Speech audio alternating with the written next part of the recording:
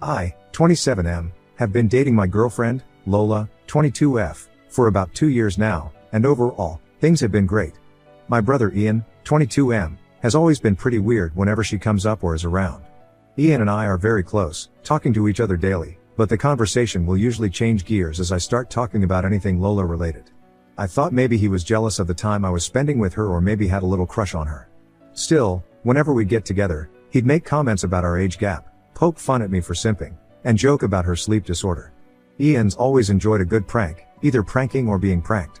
He loves to laugh, and I genuinely believe that when he goes to prank people, he means it in a way to share the laughter. When he's tried to pull little pranks on Lola, though, he does things that he figured out trigger her disorder, like making sudden loud sounds, jumping out to scare her, and one time, I caught him before he was going to do the shaving cream sleep bit while she was taking a nap in the guest room. I warned him in more detail that he shouldn't mess with her while she's sleeping, as interrupting her regulated cycles isn't good for her, and at the absolute best, she's the worst kind of cranky when she's woken up. Ian looked like he understood, and I thought that was that. I threw a night party a few days ago and invited Ian and a bunch of my and Lola's friends. Everyone was having a good time. My watch went off with the alarm that we set up for Lola to take a nap. She went off with a sleepy smile, and I kept partying. A while later, we all heard a scream, followed soon after by cussing and something breaking. I panicked as it was from my room where Lola was, and I ran through, nearly kicking the door down to find she shoved someone down and was yelling at them. I looked to see who it was and saw a spider mask that I, unfortunately, recognized as Ian's from years ago. I saw him scrambling to get away, but she only stopped when 3 of her friends pushed past me to pull her up and check her before she ultimately passed out in their arms. Ian scrambled off the floor and ripped the mask off, revealing the work she'd managed to do in the time it took us to react. He started bawling, telling me that she was insane and abusive and that he only wanted to make sure she wasn't going to sleep through the ball drop. At this point, everyone started yelling. Ian looked terrified and kept repeating that she was crazy and that I shouldn't be with someone who could do this to her boyfriend's brother. Some of my guys were yelling that if she did it to him, she could do it to me. All of her friends were screaming about how he should know to leave a sleeping girl alone and how it was creepy. Ian ended up calling our mom to tell him that Lola had hurt him, and she was furious. Lola's friends ended up carrying her out against my protests, and my friends were nearly split down the middle. I remember standing there while everyone argued while the ball dropped, my mother calling me for the 10th time, and Lola finally texting me that she needed space to think. Since then, we've lightly texted. She's expressed that she can't shake her fear of what happened, but she still hasn't told me from her side what happened. Ian and my mom are trying to convince me to break up with her, and chastising me for not helping or standing up for my brother when he was being assaulted, also demanding an apology for not playing my part as an older brother. Ian has FaceTimed a few other family members, and now my aunt, who paid for both our colleges and the house my mom and brother live in and helped me get my apartment, is taking the 3-hour drive up to make sure her boys are okay, which is stressing me out even more. On the one hand, I know family is family, and I should do what I can to stand up for the people who helped raise me and become the person I am. On the other hand, Lola is my girlfriend. I adore her, I love her, and I feel like I should be there to protect her. I don't want to push her boundaries, but not talking to her is a different kind of hurt. Ian is convinced that he was playing a well-intentioned prank and was wrongfully punished for wanting to make sure everyone was enjoying themselves. I don't know if I believe that, but I've known Ian for 22 years. Growing up, we were inseparable. I don't want to doubt him just because love may be blinding me. How do I approach the situation with Lola? How can I convince my family that Lola isn't a threat? She's honestly the sweetest and most caring person. She just can't be woken up, and part of me feels like she was pushed to that point. Comments: Grandma's villa, your brother shouldn't have been in your room when your GF was sleeping there alone. He must have done something to her to scare her and hurt him. Sleeping people don't just wake up and start attacking people unless they felt they are in danger. So ask your GF calmly what really had happened. Also, it is strange that your brother was wearing a mask at the time of the incidents. What was he trying to do to her? Whether your relationship survives or not, it is good to find out what kind of person your brother really is. Throw RA_Utonium op. One of her friends from the party just texted me to chew me out for choking up at the party instead of standing up for Lola. A lot of choice words were said, but the thing that stuck out to me was her calling my brother insensitive for not only disturbing her, but using a phobia against her. It just clicked for me that he had a spider mask. Lola has severe arachnophobia. I know this and I'm racking my brain trying to think if Ian knew that or if it was bad luck that he decided to pull this stunt with that. Enthusiasm low 3388. Not sure what advice you are looking for, but your brother sounds like he is a 9-year-old. Dude is worried about y'all's age gap. Maybe he needs to be more concerned about his maturity. No one thinks pranks are funny, especially the person being pranked. WTF, who messes with someone that is sleeping? That's creepy. Your brother is effed up, and is he jealous of her or is he crushing on her? Good lord.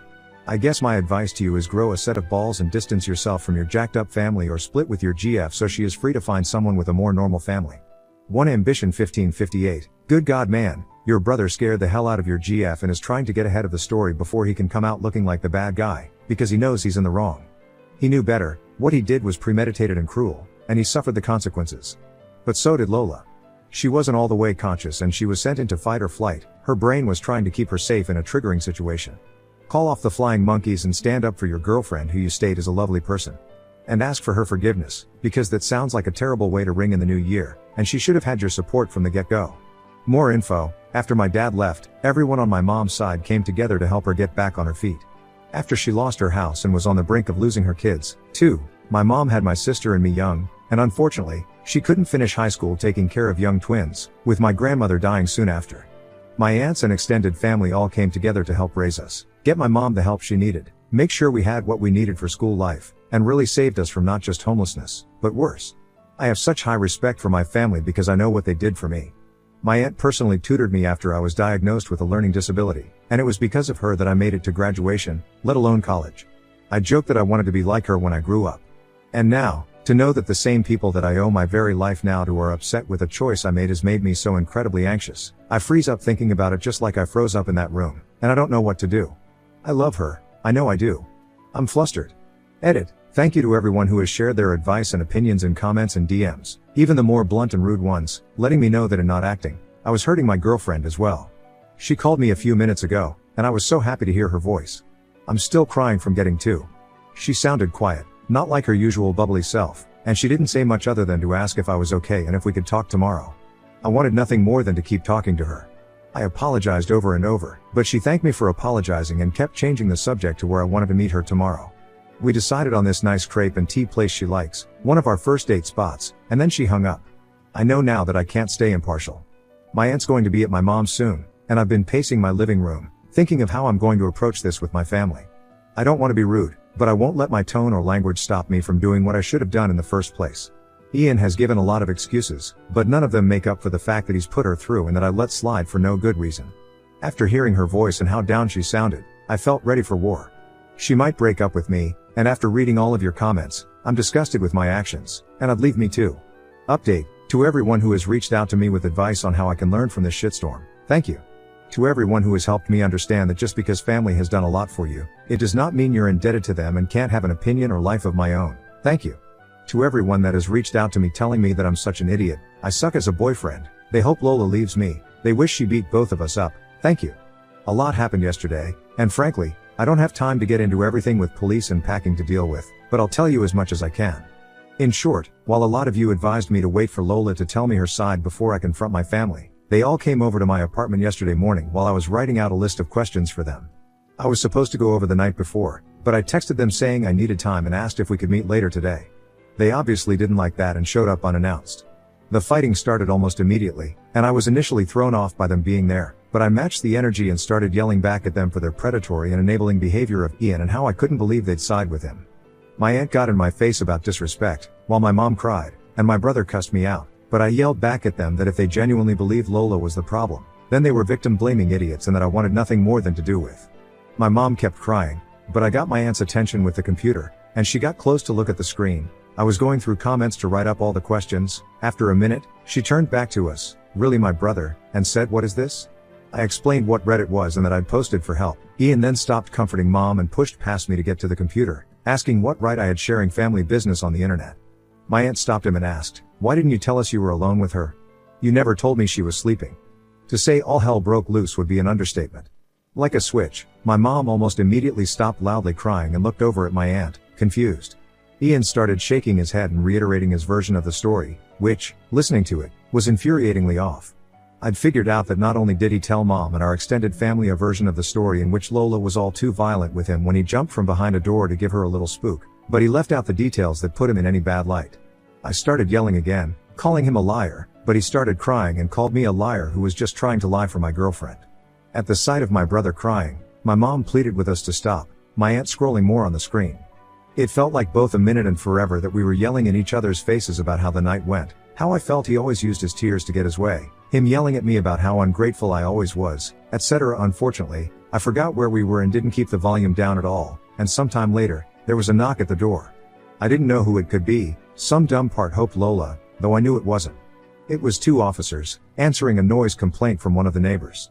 Feeling stupid, I plainly explained that no one was hurt and we were having a heated argument, but that no one was in danger. I did let them look around and talk to my mom and brother, but my aunt spoke up when it looked like they were just going to give us a warning. Actually, I think it's good that you're here. My nephew has something he'd like to report. She motioned to Ian, whose eyes looked quickly between her and the officers. My aunt still looked as angry as when she first arrived, but she was glaring at Ian. You know, hypothetically, if someone touches or hits you without permission or justified reason, that's something you can and should report. Is there anything you want to say? There was silence, eyes moving to everyone around the room. My aunt didn't look like she was encouraging him to report. It hit me that she was calling him out. I stared at him. His eyes were bulging, and he looked as panicked as the other night when he had been trying to get away from Lola. One of the officers asked if everything was all right, and like clockwork, Ian started bawling his eyes out. My mom asked him what was wrong. I told her she had to stop babying him. He's been lying to you guys, and my aunt asked him again if he had anything to report. You were up in arms against this girl this morning. Where'd all that fire go? Did she hit you or not?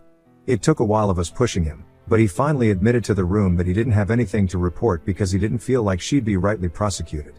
His next story sounded closer to the one I knew, where he admitted to knowing Lola had gone to sleep and wanted to scare her so she'd wake up, that he put on a mask. He said he knew she found them creepy, and that there was no one else in the room with them. He couldn't get any of our friends to agree to the prank, so he did it himself. He said he started making sounds against the wall. The bed was against the wall and then got close to screaming in her face. He said she woke up and surprised him because he thought the stress and panic would cause her to scream or hide, but she went for his throat instead. He described his beating to everyone in the room, some of which I saw had the officers look at each other and then back at him. Then, that's when I pushed the door in, and you know the rest. I'm sure if the police weren't there, I would have hit him. I know I would have. My mom started crying even more when he said she was sleeping, a fact that changed his entire story. My aunt chewed him out, everyone scolding him for his stupidity and asshole behavior. At the same time, the officers explained that it sounded like if what he said was true, Lola acted in self-defense, and that not only was what he did juvenile, but one of the officers asked my mom's permission to question him more as his behavior was concerning. They wanted to make sure he wasn't a danger to himself or others. My aunt and I told the cops he was 22 at the same time, an adult, and they didn't need her permission. He looks a lot younger than he is. Upon hearing his age, one of the officers sat down with him and asked him to talk through his thought process, and the other officer explained to my mom and aunt that Lola could press charges, given Ian's story. My aunt still looked pissed while my mom cried about being confused and over her baby. My mom literally looked at me and said she didn't understand how her baby could do this. I already knew I was deep in the bullshit of this family, but I realized that I couldn't grow in the earth that poisoned me, and I needed to get away if I was actually going to get better and stay better. My mom kept fussing with my aunt and another uncle on the phone, crying over the drama, while I texted a friend of mine who lives across the city to ask if I could stay with him. I was feeling overwhelmed with all of them and didn't want to be within a few minutes of the source of the problem. I also wanted to give myself space to think and understand with a clear head. My aunt saw me in my room doing this, but she didn't stop me. She only asked me if I'd spoken to Lola about this, and I told her I hadn't yet, but I had plans to later on. She told me she was sorry for believing my brother without listening to any other account and that she hoped Lola was okay. So then it was just me in the apartment. The cops left after taking a statement from my brother and me. My mom left with my brother, still crying, my brother calling me an asshole, the world's worst brother, and my aunt hugged me, apologizing again for how she and her sister acted and told me that I don't owe her anything, but that she'd like to know that Lola's okay. With everyone gone, I went to my friend's house, and I'll be there until further notice. He couldn't make it to the party, but he had heard about it from multiple people. As far as Lola, yes, we did meet. As excited as I was to see her, I knew that most of you were telling me she was going to break up with me, so I'd been preparing for that. Whether I ended up single or not, I wanted to make sure she was okay above all. I know I don't deserve her as a girlfriend, and I'd much rather she not be with me if it meant she was safe. She brought a friend with her, and we all sat and talked. I showed them both the Reddit post, and Lola has asked that I not share any more information about her until she feels ready herself. She approved the information I'm giving you. She did, however, read a lot of the commenters worried about her and wanted me to express to you all that, while upset, hurt, and with mixed up emotions, she is overall okay. She doesn't like that I posted about her without at least giving her a heads up, but after I offered to take the post down, she only asked that I give her time and leave her personal life and her opinions out of anything beyond what I've already said here until she says otherwise. In short, she did break up with me, and when I told her about the police telling us that she could press charges, her friend laughed and told me that they were more than aware. She thanked everyone for their concern and told me she really hoped we both learned from this. So yeah, unless I'm forgetting something, that's all I have right now. My mom has been calling and texting me, telling me that this whole ordeal has made Ian and her a wreck, and she can't believe I'd let a girl do this to us. I blocked my brother right after he left my apartment, and I just blocked her. My aunt has let me know she'll talk to her, but I don't know how that's going to go. I understand that it isn't what everyone wants, but none of this is anything I want, either. To everyone who has nothing but bad things to say about me, I get it, I'm an asshole. I appreciate any advice I've been given. I'm going to be taking a break from not only the BS in my life but this Reddit stuff too. I know I have a lot of growing to do, and I can't do that in this environment. Thank you again to everyone. Now on to the next story. Story 2. Caught my wife sleeping with our daughter's boyfriend in our vacation home basement. Now we're divorcing, and daughter wants nothing to do with her mom. My wife and I had been married for 25 years before we got divorced. We had our struggles, but we always managed to work through everything and come out stronger. Neither of us wanted children when we got together. We were very career focused and we wanted to ensure that we could live happy lives with a moderate amount of wealth. About 5 years into our marriage, my wife had a change of heart. After careful consideration, we decided that we would try to have a child. It turned out to be the best decision of our lives. We had a baby girl. For the sake of this, let's call her Emily. She has been the light of our lives ever since she was born. Admittedly, we might have spoiled her quite a bit. She was an only child and we wanted to make sure she had everything she wanted. That being said, she still had responsibilities that she had to take care of before she got things. When Emily moved away for college, it was one of the hardest days of our lives. Everything we had been doing for the past 18 years was dedicated to our daughter and she was gone. We knew that it was just a step forward for her and that it wasn't the end of our relationship, but still, it was a bit of a struggle. After her first year in college, we had gotten used to her absence. We still missed her and we valued the time we had when she would come home for breaks, but it was almost like we had the life we originally envisioned when we got married. We were traveling and going and doing things that we couldn't have done with a child. During Emily's sophomore year of college, she ended up studying abroad for a semester. She studied in Italy where she met her boyfriend, let's call him Joey. She had many boyfriends growing up, but none were quite like Joey. She adored him. The way she talked about him made it seem like she knew he was the one for her. My wife and I were both excited to meet him because he seemed to be an all-around great guy. Because he lived in Italy, getting together for dinner was a little difficult. But the summer after her sophomore year, we invited him along to our lake house for our vacation. We had bought the lake house 5 years prior and had gone every summer since then. Joey was still a student, so we paid for his plane ticket to come and see us because we just really wanted to meet him. My wife and I instantly liked him. He was charming and handsome with a good head on his shoulders. He was studying to be a surgeon and was apparently at the top of his class. At the end of dinner, I was practically begging my daughter to marry him. Apparently, my wife also really liked him. Just in a very different way than I did. I noticed during dinner that she would blush whenever he complimented her. At first, I thought it was kind of funny. He was a cute younger guy who was telling my wife that she looked good for her age and my wife was falling for his charm.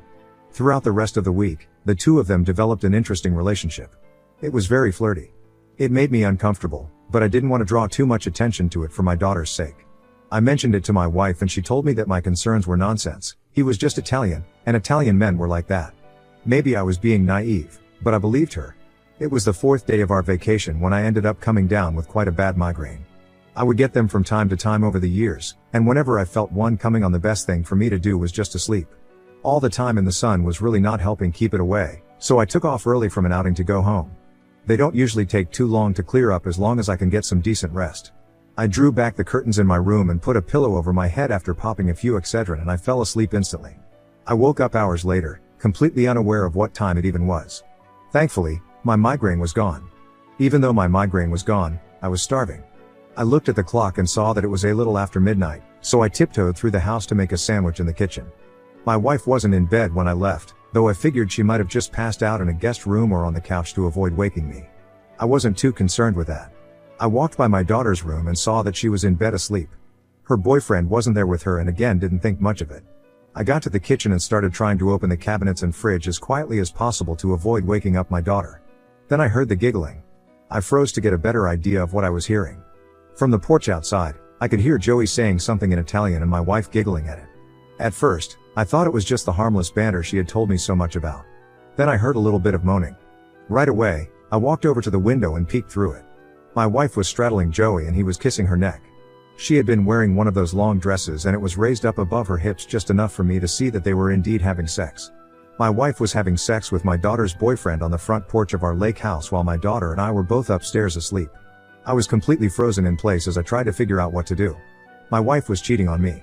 With my daughter's boyfriend. I was at a complete loss for words. They continued what they were doing and all I could think to do was pull out my phone and take a video of it for evidence against them. They were talking to each other while they were having sex and mentioning how they wanted to go inside to the basement again. That made me think that maybe it wasn't the first time they were together. I just went back upstairs and tried to think about what to do. If it wasn't the first time they were together, it couldn't have been some drunk mistake.